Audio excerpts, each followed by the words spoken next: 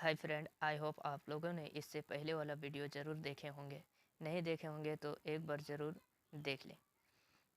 चलिए हम आज के सेशन के पहला क्वेश्चन की ओर आगे बढ़ते हैं। कि पहला क्वेश्चन लिखा हुआ कि मानव नेत्र को दूर बिंदु तक देखने में कितना सेंटीमीटर क्या दूर बिंदु यानी 25 सेंटीमीटर पर होता है, या फिर 25 मिलीमीटर पर होता है, या फिर 25 मीटर पर होता है, या फिर अनंत पर होता है। तो इसका सही जवाब है कि अनंत पर होता है। अगला क्वेश्चन कि निकट दृष्टि दोष वाले व्यक्ति के चश्मे में होता है उत्तल लेंस होता है, या फिर अवतल लेंस होता है, या फिर बेलनाकार लेंस होता है, या इनमें से कोई नहीं। तो निकट दृष्टि दोष वाले व्यक्ति के चश्मे में होते हैं कौन सा लेंस? अवतल लेंस। ठीक। उसके बाद अगला क्वेश्चन है कि मानव नेत्र में उपस्थित लेंस होते हैं। मानव नेत्र में उपस्थित लेंस कैसा होता है? उत्तल होता है, या फिर कोई लेंस नहीं होता है, या फिर अवतल होता है, या फिर इनमें से कोई नहीं। तो मानव नेत्र में उपस्थित लेंस जो होता है वो उत्तल लेंस होता है। कौन लेंस? उत्तल लेंस। उसके बाद अगला क्वेश्चन में है कि निम्न में से किस दृष्टि दोष में नेत्र को क्रिस्टलीय लेंस धुंधला अपारदर्शी हो जाता है? तो इस ऑप्शन ए में लिखा हुआ निकट दृष्टि दोष के लिए, मोतियाबिंद के लिए, दीर्घ दृष्टि दोष के लिए, या फिर जरा दर्शाता।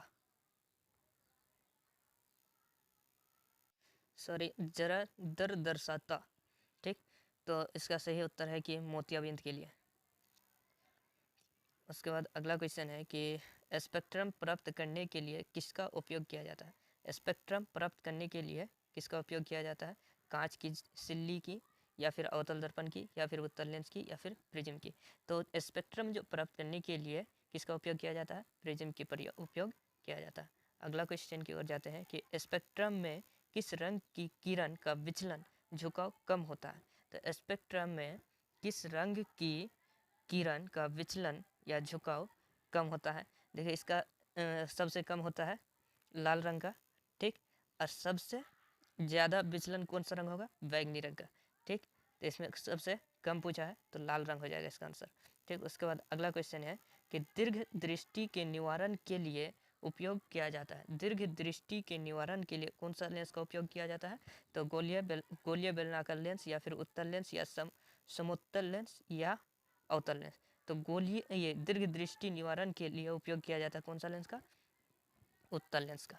ठीक। अगला क्वेश्चन है कि प्रिज्म से प्रकाश की कौन सी परिघटना घटती है? प्रिज्म से प्रकाश की कौन सी परिघटना घटती है? तो परावर्तन का, या फिर अपवर्तन का, या फिर वर्ण विक्षेपण का, या इनमें से कोई नहीं।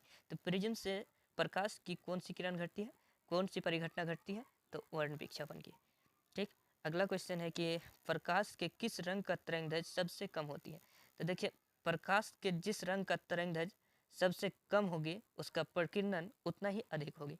तो प्रकाश के किस रंग का तरंगदैर्घ्य सबसे कम होती है? तो यहाँ पे कम होती है बैंगनी रंग की। तो इसका प्रकीर्णन जो है सबसे अधिक होगा।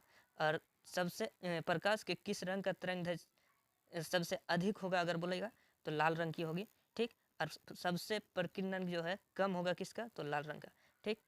अपोजिट होता है लाल रंग का ये प्रकीर्णन और तरंगदैर्घ्य। ठीक। उसके बाद अगला क्वेश्चन है कि प्रकाश का रंग नीला प्रतीत होता है किसके कारण? प्रकाश के परावर्तन के कारण, प्रकाश के प्रकीर्णन के कारण, प्रकाश के अपवर्तन के कारण, या इनमें से कोई नहीं। तो प्रकाश का रंग नीला प्रतीत होता है क्यों? तो इसका सही जवाब है कि प्रकाश के प्रकीर्णन के कारण। प्रकाश के प्रकीर्णन के कारण जो है प्रकाश का रंग जो है नीला प्रतीत होता है, यानी दिखाई देता है। ठीक। अगला क्वेश्चन है कि आँख व्यवहार करता है अवतल दर्पण की तरह, या उत्तल लेंस की तरह, या फिर समतल दर्पण की तरह, या इनमें से कोई नहीं। तो आँख जो है वो व्यवहार करता है कैसे? उत्तल लेंस की तरह। ठीक। अगला क्वेश्चन है कि एक साधारण प्रिज्म कितने सतह से घिरे होते हैं? 6, 4, 5, 3। तो एक साधारण प्रिज्म जो है वो 5 सतह से घिरा होता है। कितना सतह से? 5 सतह से। अगला क्वेश्चन कि यदि किसी वस्तु का प्रतिबिंब रेटिना के पीछे बनता है, ठीक, तो वह व्यक्ति किस दृष्टि दोष से पीड़ित है? रेटिना के पीछे बनता है तो वह व्यक्ति कौन सा दोष से पीड़ित है? दूरदृष्टि दोष से, या फिर निकट दृष्टि दोष से, या फिर जरा दृष्टि दोष से, या इनमें से कोई नहीं। तो अगर रेटिना के पीछे प्रतिबिंब बनता है तो वो दूरदृष्टि दोष से पीड़ित है। ठीक, और रेटिना के आगे बनता है तो निकट दृष्टि दोष से। ठीक, तो अगला क्वेश्चन है कि किसी माध्यम में छोटे छोटे कणों के निलंबन को क्या कहा जाता है? किसी माध्यम में छोटे छोटे कणों के निलंबन को क्या कहा जाता है? कोलाइड, या फिर पुंज, या फिर प्रकाश, या फिर इनमें से कोई नहीं, तो कोलाइड कहा जाता है। ठीक, अगला क्वेश्चन है कि नेत्र गोलक का व्यास लगभग कितना होता है? 2.3 cm, या फिर 2.4 cm, या फिर 3.3 cm, या फिर 3.4 cm। तो नेत्र गोलक का जो व्यास होता है लगभग 2.3 cm के बराबर होता है। कितना होता है? लगभग 2.3 cm के बराबर। अगला क्वेश्चन है कि विद्युत सिग्नल कौन उत्पन्न करता है? परितारिका, या फिर प्रकाश सुग्राही, या फिर पुतली, या इनमें से कोई नहीं। तो प्रकाश सिग्नल कौन उत्पन्न करता है? प्रकाश सुग्राही। ठीक, अगला क्वेश्चन है कि सिग्नल की व्याख्या कहाँ होता है? सिग्नल की व्याख्या कहाँ होता है? मस्तिष्क में, पुतली में, रेटिना में, या फिर कॉर्निया में। तो सिग्नल की जो व्याख्या है वह किस में होती है? मस्तिष्क में होती है, यानी कि ब्रेन में होता है। ठीक, अगला क्वेश्चन है कि मानव नेत्र में किस प्रकार का लेंस पाया जाता है? उत्तल लेंस, या फिर अवतल लेंस, या वलयाकार लेंस, या फिर इनमें से कोई नहीं। तो मानव नेत्र में जो लेंस पाया जाता है वो किस प्रकार का? उत्तल लेंस पाया जाता है। कौन सा लेंस? उत्तल लेंस। ठीक, अगला क्वेश्चन है कि पुतली के साइज को नियंत्रित करने में गहरा पेशीय डायफ्राम क्या कहलाता है? गहरा पेशीय डायफ्राम को क्या कहा जाता है? तो ऑप्शन ए में लिखा हुआ है कि परितारिका, अभिनेत्र लेंस, या फिर नेत्र पटल, या फिर रेटिना। तो इसका सही जवाब है कि परितारिका को कहा जाता है। ठीक, एक बार क्वेश्चन दोबारा पढ़ लीजिए कि पुतली के साइज को नियंत्रित करने वाले गहरा पेशीय डायफ्राम क्या कहलाते हैं? तो परितारिका कहलाते हैं। क्या कहलाते हैं? परितारिका। उसके बाद अगला क्वेश्चन है कि आँख की पुतली किस प्रकार कार्य करती है?